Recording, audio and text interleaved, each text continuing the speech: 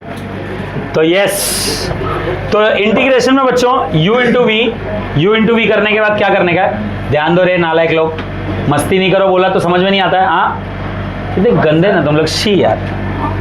कल एग्जाम है, board exam है, और ये तुम लोग भी पढ़ाई करो जरा।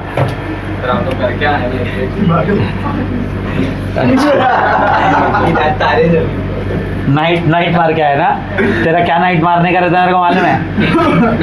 हाँ बोलू, कैमरे पे बोलू, नहीं पता है सच्ची में दुबे तेरे को। एक दिन मेरे से मिला था, ये कहाँ से आया था, ये क्या सीन था, मेरे को बोला भी था मत नहीं बताने के लिए, इसके लिए मैं किसी को बताया नहीं। अभी चलना, छूटने के बाद अपन चलते। ओके, तो इनडिफाइनाइट इंटीग्रेशन में बेटा u इंटू वी का एक थियरम करो और उसके बेस पे क्वेश्चन करो। अगर वो थियरम नहीं आया तो उसके बेस पे क्वेश्चन कंफर्म आएगा।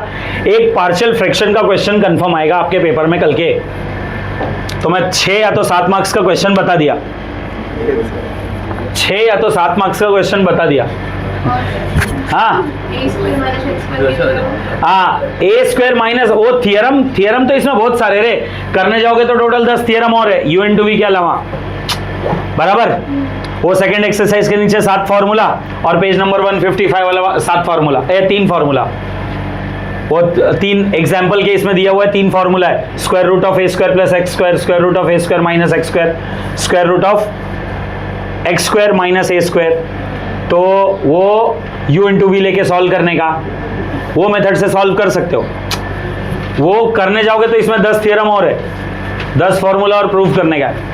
मैं अभी एकदम कंफर्म वाला बता रहा है, u इंटू वी थियरम या तो u इंटू वी के ऊपर क्वेश्चन कंफर्म है, पार्शियल फ्रैक्शन के ऊपर क्वेश्चन कंफर्म है। ये 2 आएगा ही आएगा, इसके बाद बाकी का कुछ आए या ना आए, ये 2 आएगा ही आएगा, बराबर। फिर इसके बाद इनडिफाइनाइट इंटीग्रेशन, इनडिफाइनाइट इंटीग्रेशन में definite integration, fourth definite integration, definite integration.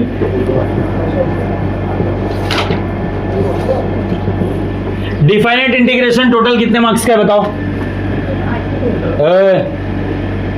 8 marks का है। लास्ट की 4 प्रॉपर्टी, प्रॉपर्टी नंबर 5, 6, 7, 8, 5, 6, 7, 8, 1, 2, 3, 4, 1, 2, 3, 4 का यूज करके 5, 6, 7, 8 प्रूफ होता है। प्रॉपर्टी नंबर 5, 6, 7, 8, लास्ट की 4 प्रॉपर्टी, उसमें से एक आने का चांस है। देखो मैथ्स 2 का थियरम क्या है? एक डेरिवेटिव्स का कंफर्म आएगा और एक इनडिफाइनाइट इंटीग्रेशन के 11 और डिफाइनाइट इंटीग्रेशन के 4, 15 में से कोई एक आएगा। ये श्योर है 15 में से कोई एक आएगा ही आएगा। मतलब मैथ्स 2 में टोटल 18 थियरम, 18 में से एक आएगा ही, 2 आएंगे ही आएंगे। और मैथ्स 1 में 8 थियरम, नहीं 8 तो इन दोनों का मिला के 8, 9, 10 थियरम, 11 थियरम, 10-11 थियरम हो, उधर से 2 कंफर्म आएंगे। तो ये टोटल 18 और 10, 11 मतलब 28-29 क्वेश्चन में से 4 क्वेश्चन कंफर्म श्योर आएंगे जो आपके पास सॉल्व किया हुआ है, मैंने आपको प्रूफ करवाया है। इसका वीडियो भी डाला, इंटीग्रेशन का तो पूरा वीडियो में भी है, आप लोग देख सकते हो, बराबर ना।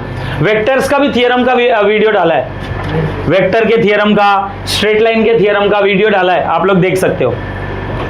ओके, फिर इसके बाद है आपका AODI, application of definite integration. तो भाई अभी पिछले 2 साल में 2 साल का पेपर देखा मैंने, 2-2 मार्क्स के 2 क्वेश्चन पूछ रहे हैं। भगवान से मनाओ तुमको 4 मार्क्स का क्वेश्चन है, 4 मार्क्स बोनस हो जाए। जैसे एक 4 मार्क्स का LPP बोनस हो गया ना, वैसे ये भी 4 मार्क्स बोनस हो जाए। भगवान से मनाओ 4 मार्क्स का क्वेश्चन है इसमें से। इसका बोर्ड वेटेज है 2 मार्क्स। क्यों? दोनों को करना सेम है। क्या करना है? 2 इक्वेशन दिया रहेगा, दोनों में y को साइड में रखना है। पहले एक का वैल्यू, y का वैल्यू सब्स्टिट्यूट कर दो, x की 2 वैल्यू मिलेगी, वो आपका अपर लिमिट लोअर लिमिट हो गया।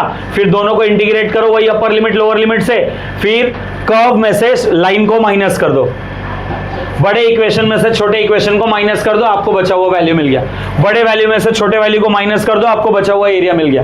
हर एक क्वेश्चन में यही करना है। 4 मार्क्स का क्वेश्चन बन गया तो समझो तुम्हारा नसीब अच्छा। Area of curve, area of parabola, area of region, ऐसा कुछ तो क्वेश्चन बनेगा, बराबर ना। फिर इसके बाद है डिफरेंशियल इक्वेशन। डिफरेंशियल इक्वेशन से दो श्योर क्वेश्चन दे रहा हूं मैं, 2 श्योर क्वेश्चन जो आपको कल के पेपर में मिलेगा। डिफरेंशियल इक्वेशन,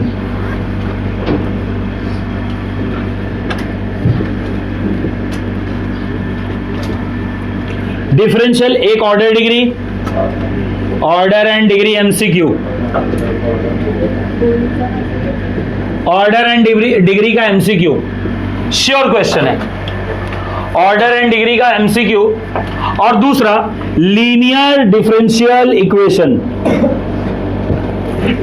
इंटीग्रेटिंग फैक्टर वाला, इंटीग्रेटिंग फैक्टर वाला क्वेश्चन।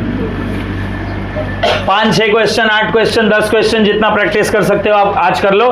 3 मार्क का एक क्वेश्चन कल के एग्जाम में कंफर्म मिलेगा, इंटीग्रेटिंग फैक्टर का, लीनियर डिफरेंशियल इक्वेशन। और बाकी इसका सेकंड और थर्ड एक्सरसाइज तो भाई नेक्स्ट टू चिंदी है। एक में डिफरेंशिएट करना है, आर्बिट्रेरी कांस्टेंट निकालना है, डिफरेंशिएट करना है, और दूसरे में इंटीग्रेट करना है, सेपरेट सेपरेट करके इंटीग्रेट करना है। तो और वही एक क्वेश्चन रहेगा। डिफाइनाइट इंटीग्रेशन में ना बेटा अभी तक है ना लिमिट ऑफ सम का भी क्वेश्चन नहीं पूछा है। जैसे वेक्टर में अभी तक वेक्टर ट्रिपल प्रोडक्ट का क्वेश्चन नहीं पूछा है ना, वैसे आज तक लिमिट ऑफ सम का क्वेश्चन नहीं पूछा। तो ये लिमिट ऑफ सम तो है इंपॉर्टेंट टॉपिक, लेकिन अभी तक पूछा नहीं है तो अपन कुछ बोल भी नहीं सकते ना। करना, अगर आपने किया है, आपको आ रहा है, तो आप आज प्रैक्टिस करो, उसको रिवाइज करो, समझे। उसको ऑप्शन के लिए मत रख के जाओ। मान लो कोई एक आधा क्वेश्चन ऐसा आ गया कहीं पे आप एक स्टेप पे आके फंस गए, अगर लिमिट ऑफ सम का फॉर्मूला, तरीका, टेक्निक याद है, वो खाली फॉर्मूला और टेक्निक के ऊपर ही है। उसके लिए कुछ आपको हार्डकोर ये नहीं एकदम कॉन्सेप्ट नहीं चाहिए, क्योंकि उसका आपको आंसर वेरीफाई करना भी बहुत ज्यादा इजी है। डायरेक्ट इंटीग्रेट करो, देखो आंसर डायरेक्ट हुआ, एक स्टेप का आंसर है। तो उसका लेकिन फॉर्मूला मेथड, वो सीक्वेंस सीरीज का sum of natural number, sum of square of natural number, sum of cube of natural number का फॉर्मूला एक बार रिवाइज कर लेना, बराबर ना। फिर इसके बाद chapter number 7 PD, probability distribution.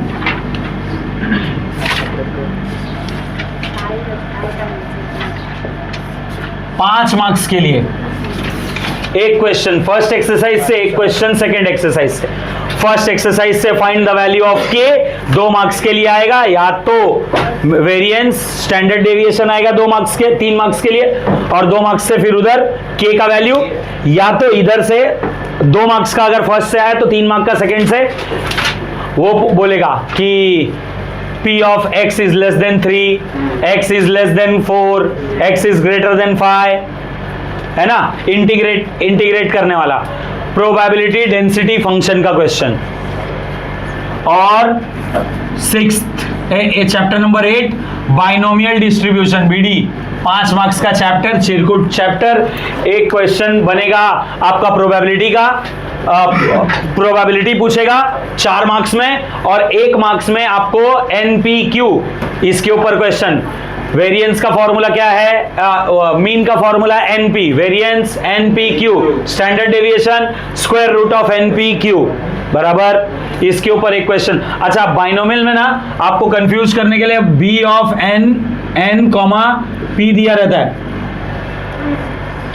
तो ऐसे ब्रैकेट में दिया हुआ है ना, वो पहला वाला वैल्यू n है, दूसरा वाला वैल्यू p का है, वो ध्यान देना। ब्रैकेट में अगर वैल्यू दिया हुआ है तो वर्ड प्रॉब्लम 4 मार्क्स का आएगा, उसमें सक्सेस वर्ड, फेलियर वर्ड कुछ ना कुछ तो मेंशन किया रहेगा। अगर सक्सेस फेलियर नहीं बोला है, अगर सक्सेस फेलियर नहीं बोला है सर, हमको कंफ्यूजन ये होता है कि ये क्वेश्चन पीडी का है कि बीडी का है, ये समझने में दिक्कत होता है। तो जहां पे ना खाली 2 ही वेरिएबल के बारे में, मतलब एक ही वेरिएबल के बारे में बात कर रहा है, एक ही चीज के बारे में बात कर रहा है, मैंने काम किया तो काम करना, फाइंड द प्रोबेबिलिटी ऑफ काम करना, तो काम करना इज सक्सेस, नहीं करना या टाइम पास करना है, जो कुछ भी हुआ सब कुछ फेलियर, समझा। और जिसमें x थोड़ा सा डिफाइंड रहता है ना, जैसे कॉइन टॉस, ये वो ऐसा ऐसा, तो वहां पे ज्यादातर चांसेस होता है कि वो प्रोबेबिलिटी डिस्ट्रीब्यूशन का है। बीडी में तेरे को एक्स के बारे में ज्यादा डिटेल नहीं दिया रहेगा, समझा? ऐसा है। Okay, clear? That's all for this year. All the best, enjoy your exam. और कुछ भी डाउट रहेगा तो आज फोन करो, कॉल करो, मैसेज करो, मैसेज मत करो, कॉल करो, मैं अवेलेबल हूँ। मैसेज तो देखते ही नहीं है।